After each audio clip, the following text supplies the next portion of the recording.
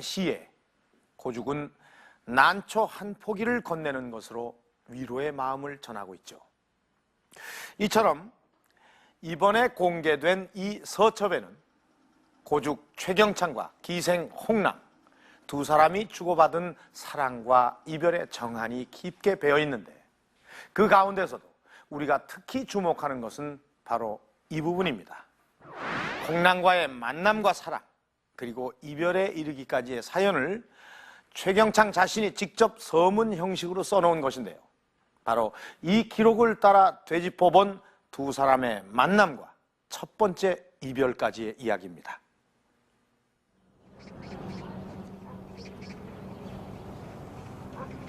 전라남도 영암군. 이곳에서 고죽은 어린 시절을 보냈다. 당대의 이름난 학자였던 박순의 문화에서 옥봉 백광은 등과 함께 공부하며 일찍부터 탁월한 문장을 보였고 활을 잘 쏘았으며 악기를 다루는 재주도 뛰어났다고 전한다. 고죽께서 여기서 살고 계실 때 외변이 나니까 피란을 배를 타고 소강으로 갔는데, 그때 외선이 그 고죽이 탄 배를 전부 포위를 해가지고 참 아주 위험한 처지에 놓여 있었는데, 고죽께서 가지고 있던 옥피리를 불어가지고 그 옥피리 소리에 외적들이 저 포위망 안에 있는 저 뱃속에는 신인이 계신다. 귀신 신자, 사람 인자에서 신인이 계신다. 이런 최경창이 과거에 합격한 것은 1568년. 홍랑을 만나 사랑한 것은 그로부터 5년이 지났을 때였다. 최경창이 남긴 기록은 바로 이때부터 시작된다. 1573년 가을에 최경창이 북도 평사로 부임했다는 내용이다.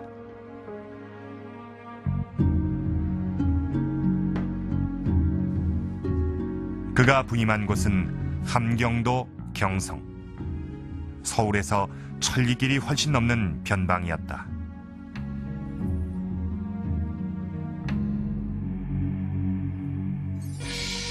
고려시대부터 여진족을 비롯해 수많은 이민족의 침입을 받았던 경성은 국방의 요지였고 옛부터 많은 군대를 두고 있었다.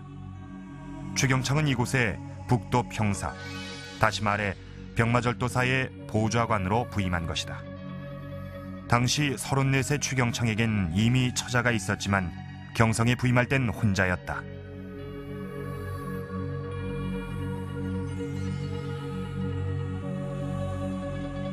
조선시대의 기녀와 양반의 관계를 연구해온 조광국 박사는 당시의 상황을 이렇게 설명한다.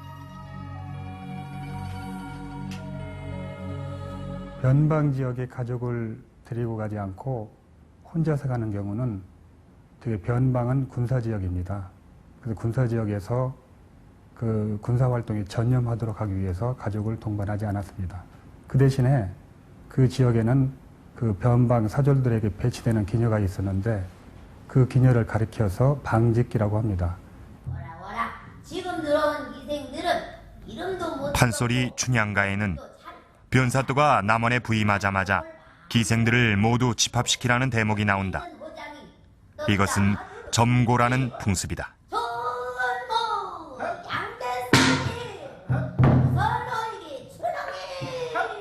당시의 기생들은 모두 관물이라 해서 관아에 속해 있는 노비나 다름없었다.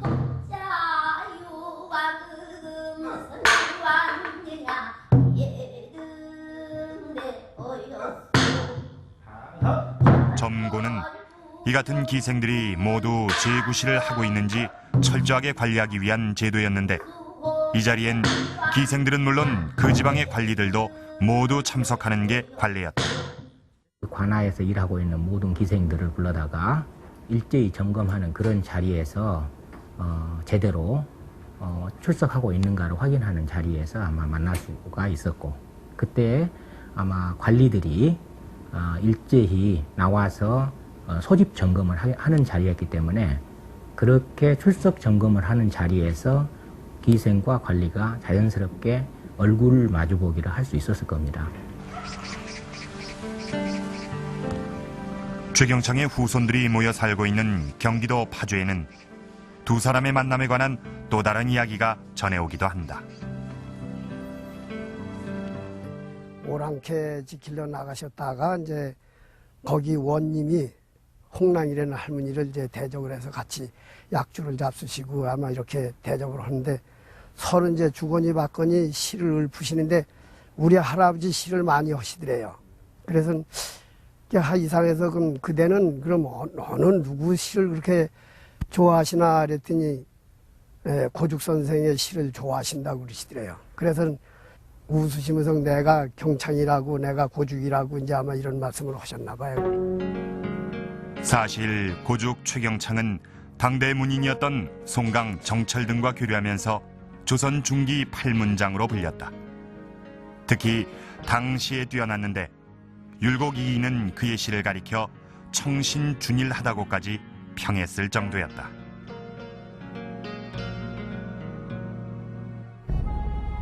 시와 풍류를 아는 젊은 관리 최경창과 재색을 겸비한 경성의 이름난 기생 홍랑. 그들은 곧 사랑하는 사이가 된다.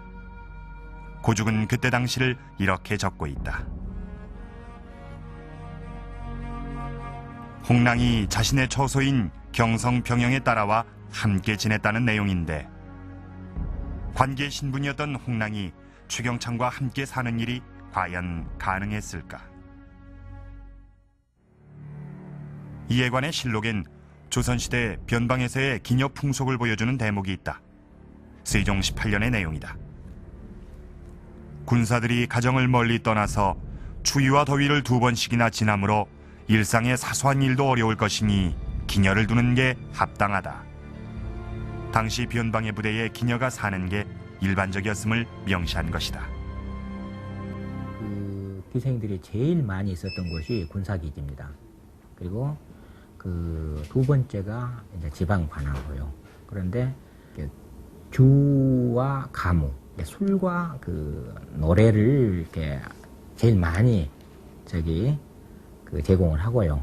방직기가 했던 일은 바느질, 빨래 이런 군사들의 수발을 맡아주었고 심지어는 잠자리를 같이 하는 것까지 변방 장졸들하고 거기에 배정된 방직기하고는 일종의 현지에 있는 철하고나 할까요? 그런 역할을 했다고 할 수 있습니다. 변방에서 겨울을 보내야 했던 최경창에게 있어 홍랑은 어떤 존재였을까? 비록 기생 신분이지만 문학적인 교양과 미모를 겸비했던 홍랑이었다. 두 사람이 단순한 연인 사이를 넘어 서로의 마음을 이해하고 시와 풍류를 나눌 수 있는 관계로까지 발전한 것은 어쩌면 당연한 일이었다. 양반들은 기녀들이 천한 존재이었음에도 불구하고 그 기녀들이 재색을 겸비했기 때문에 기녀들을 사랑했고 따라서 양반과 기녀들은 시조나 한시 등을 서로 나누면서 문학적인 교류를 했습니다. 그것을 바탕으로 정신적인 교감도 할 수 있었습니다. 그러나 지방관리와 기생의 사랑엔 애초부터 한계가 있었다. 관리의 임기가 끝나면 사랑도